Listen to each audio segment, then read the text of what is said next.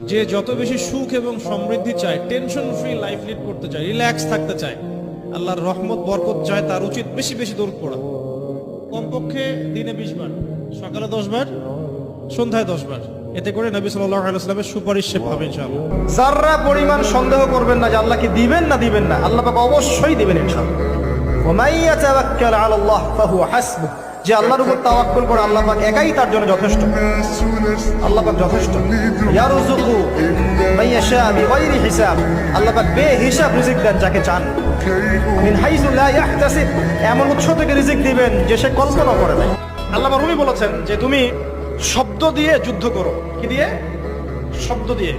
বজ্রপাত দিয়ে যুদ্ধ করো না। বজ্রপাত মানে চিৎকার চেঁচামেচি করে না মানুষ, বজ্রপাত দিয়ে যুদ্ধ করো না, কারণ বজ্রপাত দিয়ে কখনো গোলাপ ফুল ফোটে না। তিনি বলছেন তোমরা গাছের মতো হয়ে যাও, পাতাগুলোকে ঝরে পড়তে দাও, চুপচাপ গাছের মতো দাঁড়িয়ে থাকতে, এত লম্ফজম্ফ না, নিজের দোষগুলোকে আস্তে আস্তে আপনি ঝরিয়ে ফেলে দেন। তিনি বলছেন যে তুমি অন্যকে আলো দিতে চাও, তাহলে তোমার নিজেকে আগে পুড়ে ছাই হতে হবে। কারণ কি? কারণ মোমবাতি যখন অন্য কাউকে আলো দেয় তার আগে নিজে সে পুড়ে ক্ষয় হয়ে যায়।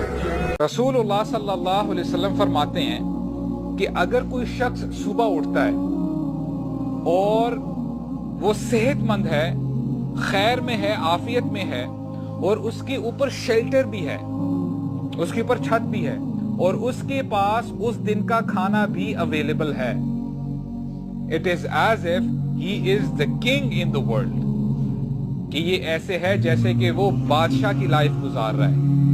तो आज हमारी फ्रिजेस में न जाने कितनी दिनों के खाने पड़े होते हैं।